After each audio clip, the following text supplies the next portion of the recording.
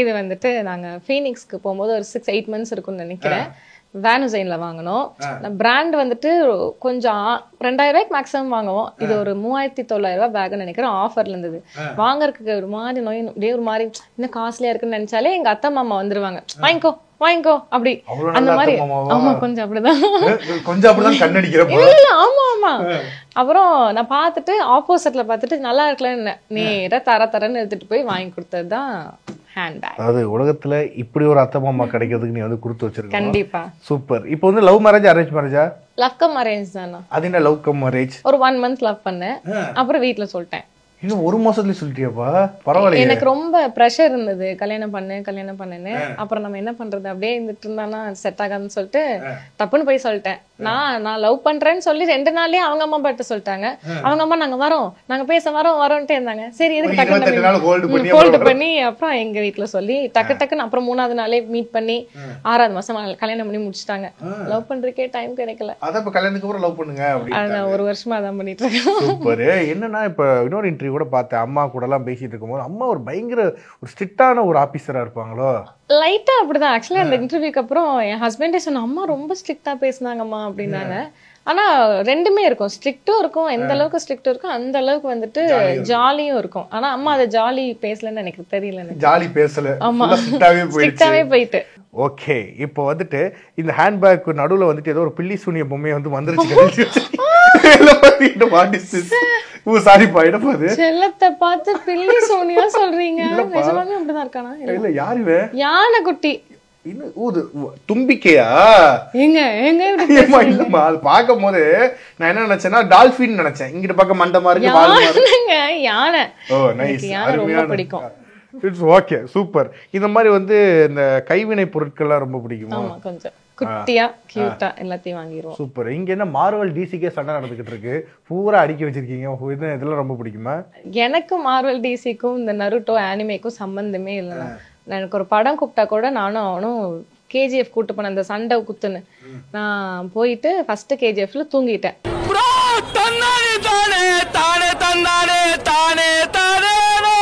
ஐயோ இது தப்பா நினைக்காதீங்க, பட் நாட் மை டைப்.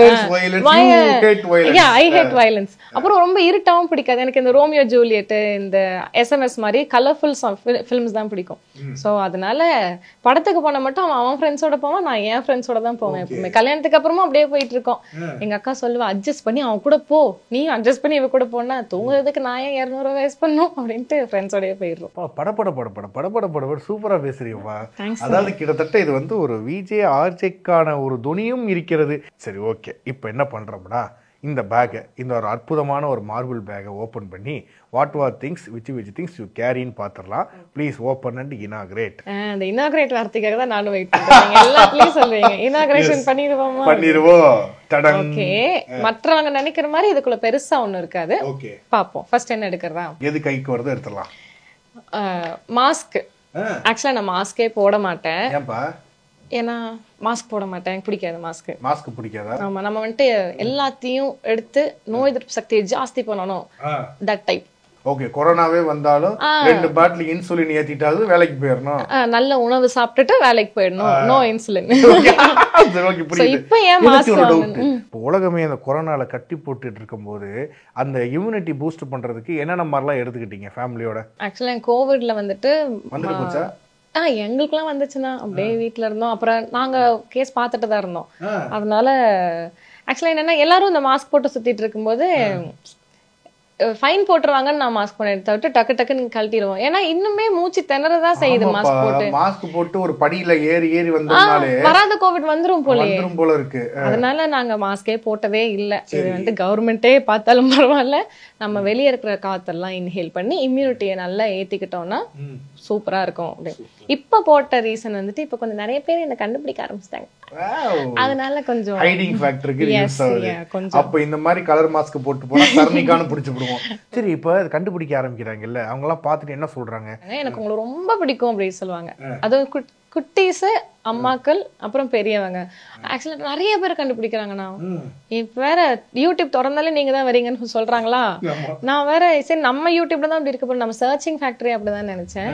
ஆனா இப்போ நம்ம தான் வரோம் போல் இருக்கு. எல்லாம் கலாட்டா தானே எல்லாரும் பாக்குறாங்க.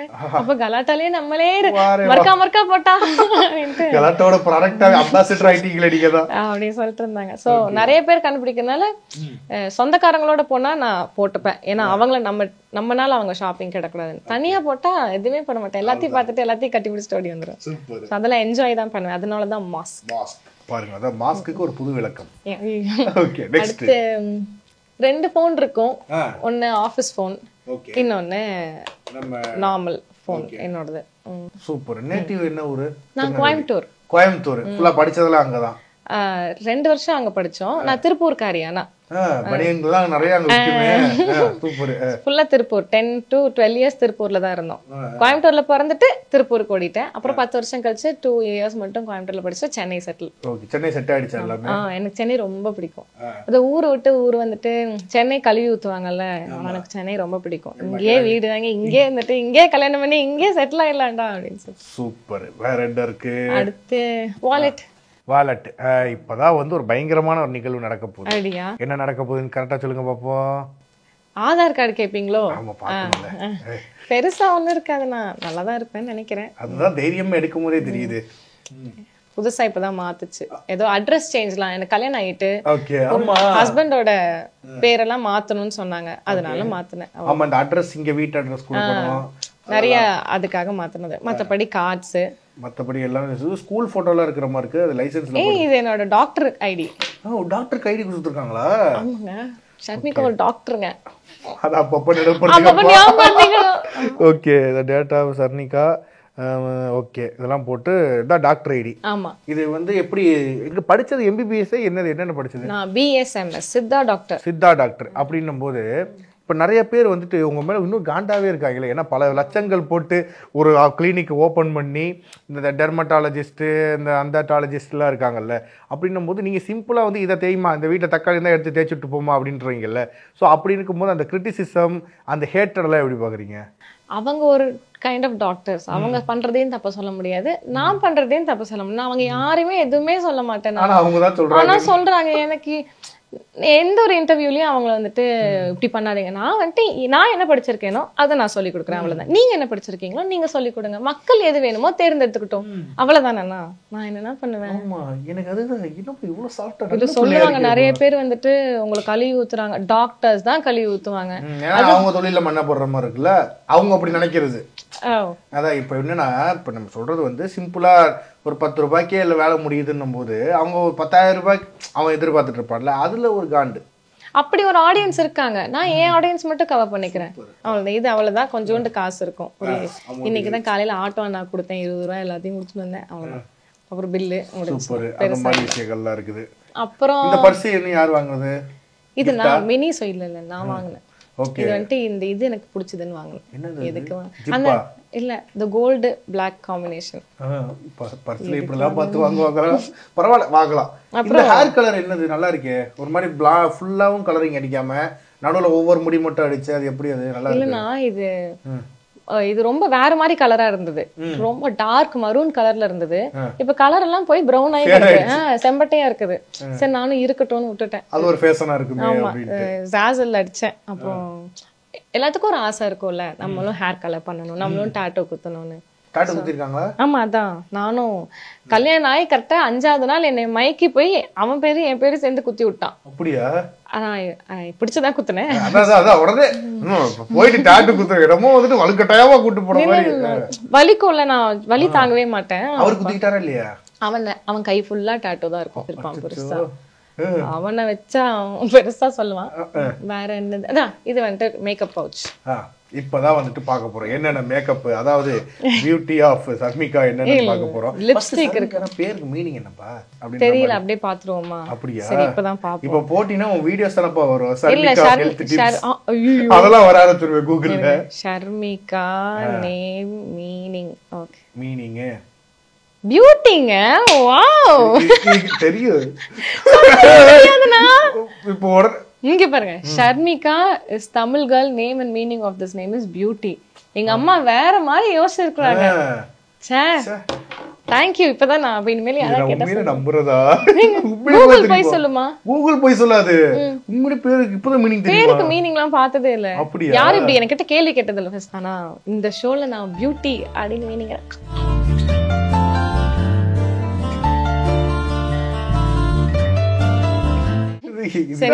இனோவேட்டிவான எக்ஸ்பிரஷன் எல்லாம் கொடுக்குறீங்கப்பா, நல்லா இருக்கு ஆக்சுவலா. ஆனா நான் சின்ன பொண்ணு. ஓகே, இது மேக்கப் பவுச். இது வந்து காதி கிராஃப்ட்ல வாங்குனது. இது ஏதோ இங்க தான் பார்த்தேன். பினாக்கன் ஏதோ இருக்கு. ஏதோ ஒரு ஃபாரின் பிராண்ட் பண்றது இல்லனா ஃபீனிக்ஸ்ல இருக்கிறது தான். சரி, நான் வந்துட்டு லிப்ஸ்டிக், மஸ்காரா, மை அவ்வளவுதான். இந்த ஃபவுண்டேஷன், பிரைமர் அது போட மாட்டேன். ஓகே, மத்ததெல்லாம் மேக்கப் பிடிக்காது. மேக்கப் எனக்கு நல்லா இருக்காது, அதனால போடுறது இல்ல. ஒருவேளை நல்லா இருந்ததுன்னா போட்டிருப்பேன், ஆனா நல்லா இருக்காது. என் கல்யாணத்திலேயே நான் இன்னும் ஆமா நான் மஸ்காரா போட்டிருக்கேன், ஒரிஜினல் தான். Okay okay okay. சின்ன வயசுல அம்மா நல்லா விளக்கெண்ணெய் ஊத்தி வளர்த்திருக்காங்க. இப்போ வரைக்கும் விளக்கெண்ணெய் போடுவேன், ஏன்னா மஸ்காரா போடுறேன். அப்ப நான் டேக் கேர் பண்ணலன்னா எல்லாம் குட்டி போயிடும், டேக் ஓட்டுது. இவ்வளவுதான், மத்தபடி ஃபேஸுக்குன்னு எதுவுமே இருக்காது. ஒரு ஆயில் மாதிரி ஒண்ணு எங்க அக்கா பண்ணுவா, இது ஸ்வர்ண லேபம்னு சொல்லிட்டு. அக்காவே கம்பெனி வச்சிருக்காங்களா? ஆமா, அவ இயற்கை பிராண்ட். அதாவது நான் ஆர்கானிக்னு சொல்லும்போது உனக்கு நானே எல்லாத்தையும் பண்ணி கொடுக்குறேன்னு she makes everything except shampoos and moisturiser தவிர்த்து. ஏன்னா அதுல ஏதோ கொஞ்சம் ஹார்ம்ஃபுல் கெமிக்கல் போடணும்னு சொல்லிட்டு அதை மட்டும் விட்டுருவா. சோ மத்தது எல்லாமே அவளே பண்ணுவா. இது வந்து என்னது மாய்ஸ்சரைசர்? ஆமா, இது மாய்ஸ்சரைசர் மாதிரி கொஞ்சம் ஆயிலியா இருக்கும், கோகனட் ஆயில்ல போட்டு. ஆமா, இது ரொம்ப தீந்து போச்சு, சூப்பரா இருக்கும். Okay okay okay okay, smell பண்ணி பாருங்க, நல்லா இருக்கும். நல்லா ஆர்கானிக்கா இருக்கு. இது மட்டும் தான் மூஞ்சிக்கு போடுவேன், வேற எதுவுமே போட மாட்டேன். சூப்பர். அக்கா வந்துட்டு அது பேர் என்ன சொன்னீங்க? சொர்ணமாலையா? ஸ்வர்ண லேபம். சொர்ண லேபம். Okay okay. நிறைய பேஷண்ட்ஸ் இத யூஸ் பண்ணுவாங்க. சொர்ண லேபம். அடுத்து சார்ஜர். ஆமா, ரொம்ப முக்கியம். ஐயோ, ரவுண்ட்லாம் நீங்க வந்துட்டு சார்ஜர்லாம் பாக்கும்போது ஒருத்தங்கலாம் குட்டி குட்டி பாக்ஸ் எல்லாம் வைப்பாங்கல்ல, அந்த மாதிரி தான் நான் வச்சிருந்தேன். அப்படி அந்த பாக்ஸ் நீங்க தொலைஞ்சு போச்சா? ஊருக்கு போயிட்டு வந்தனால? ஊர்ல இருந்து வந்தேனா எங்க வச்சிருந்தேன்? ஈரோடா திருப்பூரா? முந்தநேத்து திருநெல்வேலி ஓபி, நேத்துக்கு ஈரோடு ஓபி. இன்னைக்கு நீங்க பேஷண்ட் அங்க போயிட்டு ஒவ்வொரு பேஷண்டையா பார்த்துட்டு தான் அப்படி இங்க வரதா? வீக்லி ஒன்ஸ் அங்க போயிடுவேன். 3 நாள் சென்னை. ஓ, சண்டே, இன்னைக்கு சண்டே. எல்லா பேஷண்ட்டும் நீங்க இன்டர்வியூலயே வரீங்க, எப்பதான் பேஷண்ட் பாப்பீங்கன்னு கேக்குறாங்க. நான் என்ன இவ்வளவு கஷ்டமா இருக்கு. இப்ப நான் சொல்றேன்னா இன்னைக்கு சண்டே, இன்னைக்கு ஹாஸ்பிட்டல் லீவு, அதனால நம்ம ஷோ. அண்ட் மற்ற நாட்கள் நான் 10 to 5 ஓபி பாப்பேன். சோ இப்போ மக்களுக்கு டிப்ஸ் கொடுக்கணுங்கிறதுக்காக நான் 8 மணிக்கெல்லாம் ஹாஸ்பிட்டல் போய் 8 to 10 நான் ஷோஸ் பண்றேன். அப்புறம் 5 to 8 ஈவினிங் ஷோ பண்றேன். தெரிஞ்சுக்கோங்க, இப்படி பிரிச்சு பிரிச்சு வர்க் பண்ணிட்டு இருக்காங்க. என்ன பார்த்து ஓபி ஆமான்னு கேக்குறேன். ஓபி பார்க்காம ஓபி அடிக்கிறீங்க அப்படி நான் கேக்குறீங்க. ஓகே, சொல்லியாச்சு. சரி, இது ஏர்பாட்ஸ். ஓகே, அதான் யுவன் சங்கர் ராஜா பாட்டுகளா கேட்டு அப்படியே வெறியாயி. சரி, யாரு ஃபேன் ஹீரோல? தளபதி விஜய். அப்படியா? ரொம்ப இப்ப அவரும் உங்க வீடியோ தான் பாப்பாரு. ஆமா, சொல்லிட்டு இருந்தாப்ல, இது பாருங்க நண்பா அப்படின்ற மாதிரி. இல்ல ஜெனரலி சொல்றேன், ஏன்னா தலைவர் வந்து தளபதி வந்து யூடியூப் அதிகமா பாப்பாப்லையா? அப்ப நம்ம தெரியும்ல, யூடியூப் திறந்தாலே சரணிங்க வந்துகிட்டு இருக்கு. ஆமா, கண்டிப்பா பாப்பாரு. பாத்துட்டு இப்ப அவருக்கு வந்துட்டு ஒரு டிப்ஸ் போட்டு விடுங்க, தளபதி டிப்ஸ் புதுசா. கொஞ்சம் உடம்பு போடுங்க அப்படின்னு சொல்ற மாதிரி. அப்படி அவருக்கு என்ன சாப்பிட வைக்கலாம் தளபதிக்கு? ட்ரை ஃப்ரூட் ஜூஸ் குடிங்க. என்னது ட்ரை ஃப்ரூட் ஜூஸ்? அத ட்ரை பண்ண சொன்னாங்க. ட்ரை ஃப்ரூட்னா நம்ம அந்த பாதாம், பிஸ்தா அதெல்லாம் போட்டு குடிங்க. ரொம்ப ஒல்லியான மாதிரி இருந்தது, அதெல்லாம் குடிக்க வைக்கலாம். பீஸ்ட் படத்துல அதனால இப்ப வாரிசுக்கு வந்து நல்லா அத போட்டா பூஜிட்டிக்கா அதுக்கு அடுத்து 67 வந்துருவாப்ல. கரெக்ட். அதுக்கப்புறம் கில்லி மாதிரி இன்னொரு படம் பண்ணனும். கில்லி மாதிரி ஒரு படம். ஆமா, ஓகே. ஷார்ட்ஸ் எல்லாம் போட்டு கபடி விளையாட விட்டுருவோம். ஆமா, ஏகே சாருக்கு ஒரு டிப்ஸ். இல்ல அவருக்கு என்ன நம்ம டிப்ஸ் சொல்றதுக்கு நல்லா ஹெல்தியா இருக்காரு. குட் ஃபேமிலி வந்துட்டு என்ன பண்ணுவோம் அப்படின்னா, இந்த இது சும்மா ஒரு ஸ்நாக்ஸ் மாதிரி ஒரு டிப்ஸ். அவர் கொஞ்சம் ரெஸ்ட் எடுக்கணும் அப்படின்னு தோணுது எனக்கு. அவ்வளவுதான். நிறைய சர்ஜரி பண்ணிருக்காருன்னு கேள்விப்பட்டிருக்கேன். சோ கொஞ்சம் நல்லா ரெஸ்ட் எடுத்துட்டு, இன்ன வரைக்குமே ஏதோ மலை ஏறி இருக்கிறாரா, ட்ரெக்கிங் போறாரா எனக்கு தெரியல, ஏதோ ஒண்ணு பார்த்தேன். போயிருக்காரு. சோ கொஞ்சம் உடம்பு பாத்துக்கணும். வண்டி ஓட்டுறாங்கல்ல அதிகமா, அதுக்கு ஒரு டிப்ஸ். இல்ல அவர் நல்லா தானே ஓட்டுறாரு. நல்லா ஓட்டுறாங்க, கொஞ்சம் ரெஸ்ட் எடுக்கும்போது இந்த டிப்ஸ் போடுங்க. அதுக்கு சொல்றேன். அதுக்கு பேக் எக்ஸசைசஸ் பண்ணணும் அவரு. இப்ப நம்ம எந்த அளவுக்கு நம்ம ஃப்ரண்ட் வேர்டா நான் அவருக்குலாம் அட்வைஸ் பண்ணலாமா? அட்வைஸ் இல்ல. சரி, ஓகே. டிப்ஸ் இது வந்து நம்ம ஒரு ஃபேனா வந்து போற போக்குல போட்டுட்டோம்னா ஏகே சார ஃபாலோ பண்றவங்க நிறைய பேர் அதை ஃபாலோ பண்ணுவாங்க. சரி, அப்போ எல்லா ஹீரோயின்ஸ்க்கும் செலப்ஸ்க்கும் சித்தா ஆயுர்வேதா ஹோமியோக்குள்ள தயவு செஞ்சு ட்ரீட்மெண்ட் எடுங்க அப்படி சொல்லலாம். பெஸ்டான ஒரு டிப் நிஜமாலுமே. இது ஸ்லோ ரெக்கவரியா இருந்தாலும் சைடு எஃபெக்ட்ஸே வராத ஒரு ரெக்கவரி. இது வேணா பெஸ்டா சொல்லலாம். ஏன்னா நான் எல்லா ஹேண்ட்பேக் சொல்லி நான் பாத்திருக்கேன். கால்சியம் டேப்லெட்ஸ் வச்சிருப்பேன், தலைவலி வந்து நான் இது போட்டிருப்பேன்னு சொல்றாங்க. அது எப்படி போடலாம்? அதெல்லாம் பாய்சன், அதெல்லாம் போடக்கூடாது. சரி, அப்ப தலைவலி வந்து என்ன பண்றது? அமைதியா உட்காரணும், 10 deep breaths எடுங்க, தலை நல்லா நீவி விடுங்க. ஒருத்தவங்க வந்து இது மாதிரி ஏன் எனக்கு தலைவலி வராதா? ஆனா நான் டோலோ போட்டதே இல்லையே. அப்படியா? ஆமா. ஆனா நாங்க வந்துட்டு கோவிட் வரும்போது எல்லாருக்கும் எழுதில கொடுப்போம். அப்படிலாம் பண்ணாதீங்க. சோ அதான் விட்டமின் டேப்லெட்ஸ் அதெல்லாம் வேண்டாம், அதெல்லாம் தூக்கி வீசிட்டு நட் பாக்ஸ் எல்லாம் தலைவலி வந்துச்சுன்னா நான் சொல்றதுதான் மூச்சு விடுறது. நான் மூச்சு நல்லா இழுத்து ஒரு 10 deep breath. யார்கிட்ட சந்தோஷமா நீங்க பேசுவீங்களோ அவங்களுக்கு போன் பண்ணி நல்லா ஹாப்பியா பேசுங்க. தலைவலி வந்துச்சுன்னா ஃபேமிலி அம்மா கிட்ட பேசுங்க.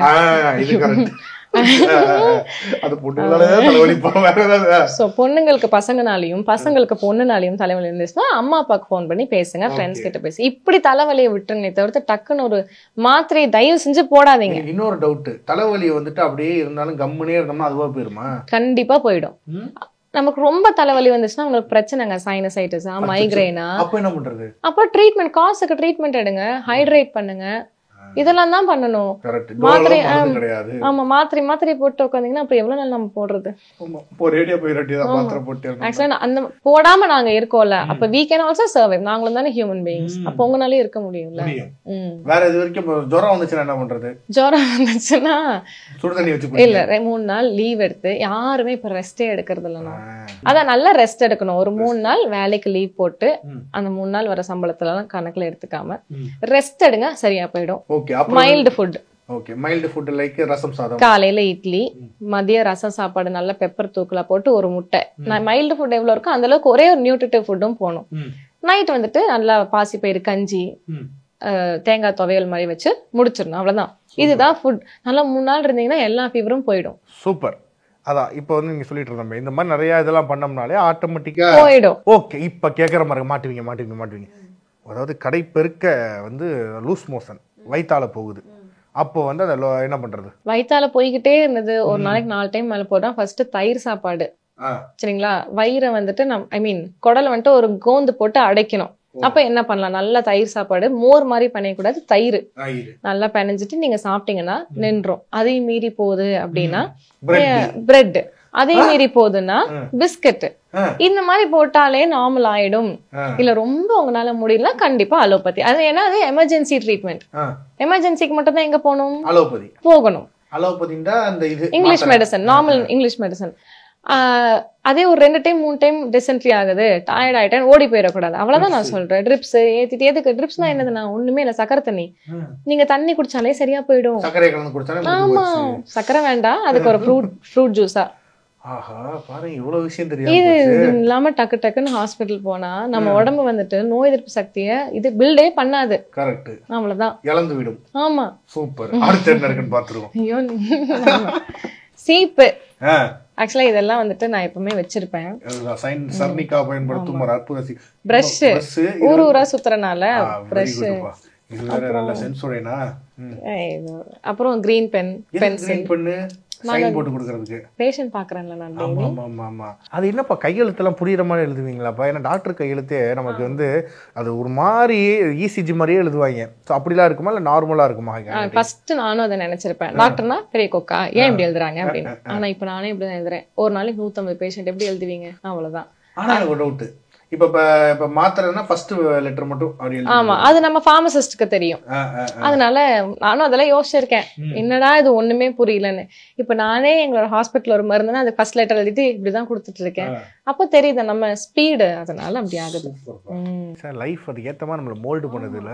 இதெல்லாம் தப்புன்னு நினைச்சேன்னா எல்லாம் கண்ணாடி கண்ணாடி. அப்புறம் இதுனா அவ்வளவுதான்.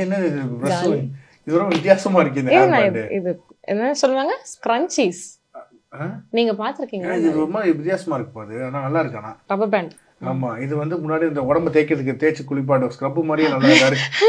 நல்லா இருக்காடா, சூப்பரா. கொண்டை போட்டுப்பேன் அடிக்கடி.